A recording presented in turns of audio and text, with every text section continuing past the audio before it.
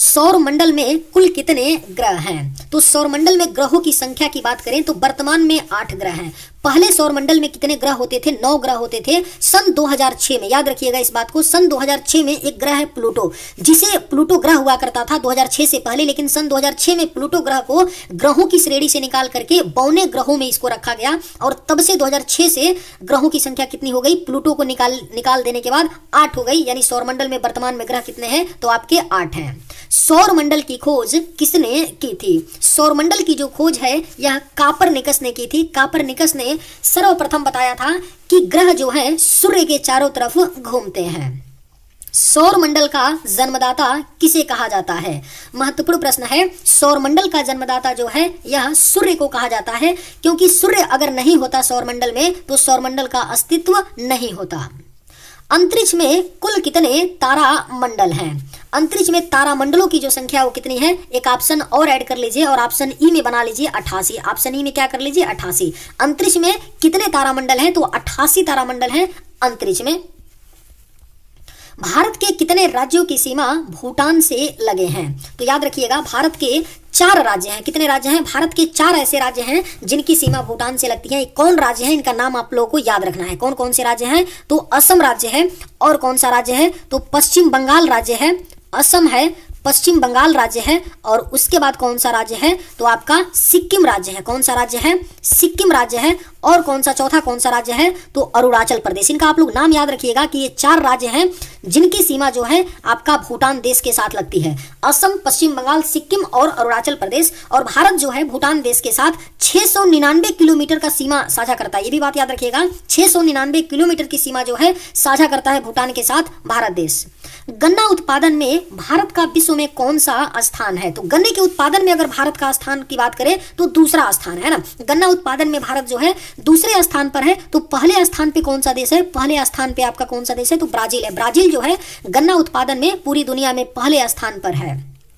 तुलबुल परियोजना किस नदी पर स्थित है? तो तुलबुल जो परियोजना है यह आपका झेलम नदी पर स्थित है। तुलबुल परियोजना झेलम नदी पर स्थित है और ये कहां पर है? जम्मू कश्मीर केंद्र शासित प्रदेश। जम्मू कश्मीर क्या है? केंद्र शासित प्रदेश है। झेलम नदी पर तुलबुल परियोजना जो है जम्मू कश्मीर में है। हीराकुंड जल विद्युत परियोजना किस नदी पर स्थित है? तो यह आपका महानदी पर है। हीराकुंड जो जल विद्युत परियोजना है यह किस नदी पे है? तो महानदी पर है। और किस राज्य में है? तो उड़ीसा राज्य में। किस राज्य में है हीराकुंड जल विद्युत परियोजना? तो उड़ीसा राज्य में है, महानदी पर।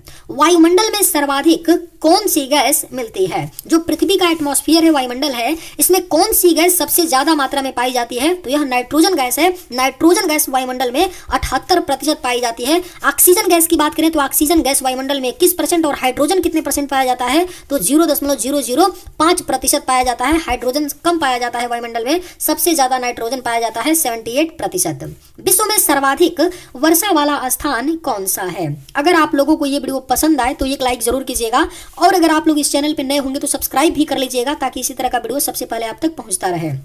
विश्व में सर्वाधिक वर्षा वाला स्थान कौन सा है? तो यह आपका मासिनराम है। मासिनराम विश्व में सबसे ज्यादा वर्षा वाला स्थान है। मासिनराम कहां पर है? भारत के किस राज्य में है? तो भारत के मेघालय राज्य में मासिनराम है, जहां पर सबसे ज्यादा बारिश होती है। विश्व का सबसे ऊंचा जलप्रपात कौन सा है? सही आंसर होगा एंजिल। एंजिल जलप्रपात जो है विश्व का सबसे ऊंचा जलप्रपात है। एंजिल जलप्रपात जो है किस देश में है? तो वेनेजुएला देश में। किस देश में है? वेनेजुएला देश में है। आपका वेनेजुएला देश में कैनाईमा राष्ट्रीय उद्यान है। कैनाईमा राष्ट्रीय उद्यान है वेनेजुएला देश में, और इसी कैनाईमा राष्ट्रीय उद्यान में आपका है एंजिल जलप्रपात, जो विश्व का सबसे ऊंचा जलप्रपात है। इसकी ऊंचाई कितनी है? तो कितनी है? 900 कितनी है इसकी? 779 मीटर है। माफी चाहते हैं, 700 नहीं, 979 मीटर है। 979 यानी लगभग 1 किलोमीटर के आसपास आप बोल सकते हैं। 979 मीटर एंजिल जलप्रपात की ऊंचाई है और ये किस देश में है? वेनेजुएला देश के कैनाईमा राष्ट्रीय उद्यान में।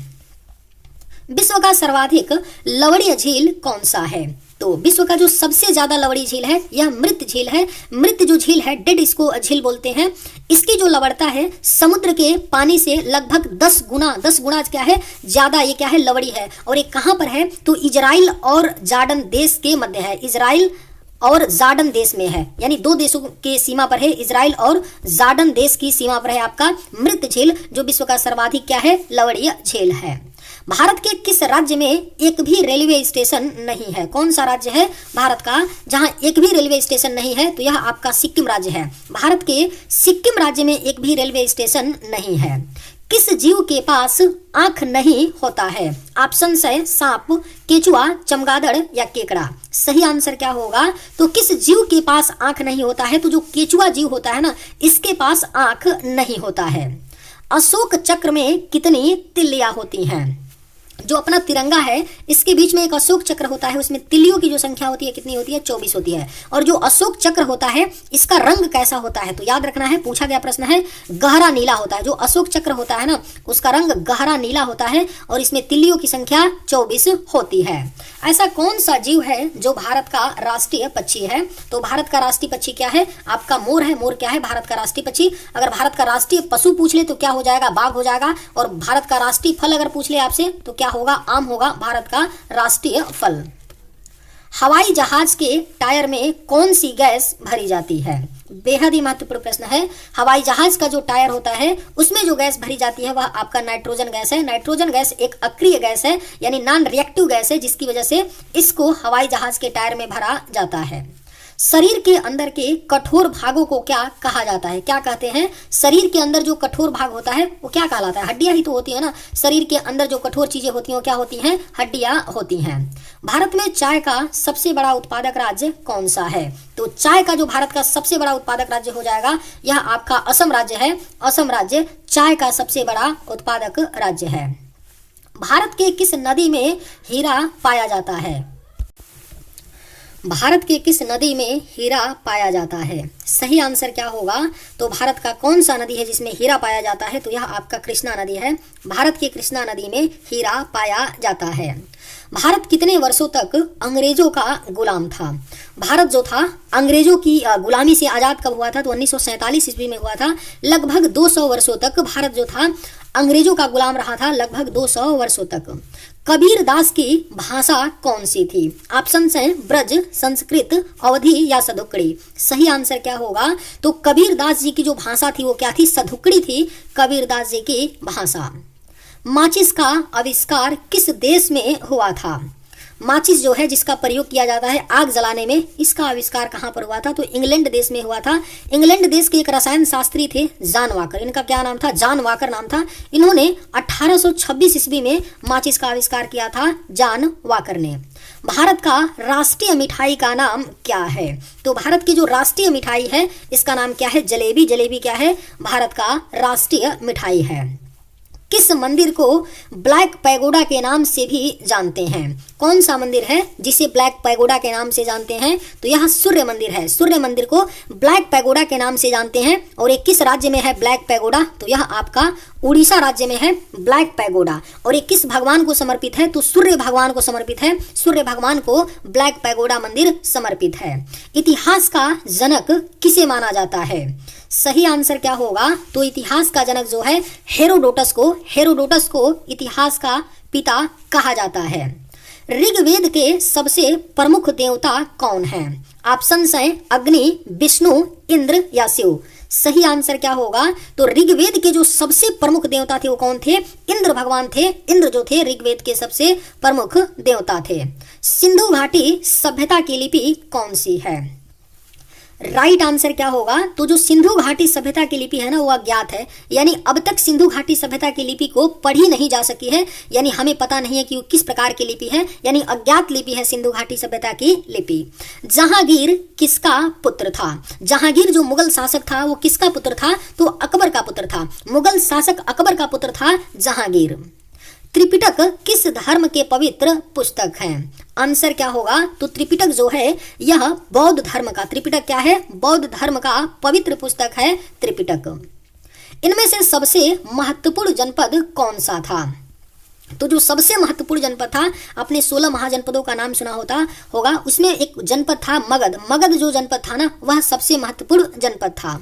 अर्थशास्त्र के लेखक कौन हैं? अगर आप लोगों को ये वीडियो पसंद आए तो एक लाइक जरूर कीजिएगा, और अगर आप लोग इस चैनल पर नए होंगे तो सब्सक्राइब भी कर लीजिएगा। अर्थशास्त्र के लेखक कौन है? तो यह कौटिल्य है। कौटिल्य जो है अर्थशास्त्र के लेखक हैं। पृथ्वीराज चौहान के पिता कौन थे? तो पृथ्वीराज चौहान के जो पिता थे वह सोमेश्वर चौहान थे। कौन थे? पृथ्वीराज चौहान के पिता सोमेश्वर चौहान थे। भारत के किस क्षेत्र में कामरूप एक प्राचीन नाम है?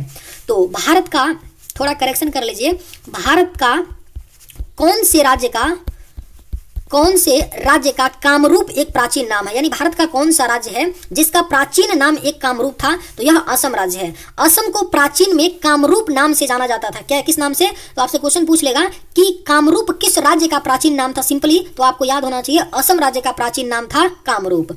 चार मीनार का निर्माण किसने किया था?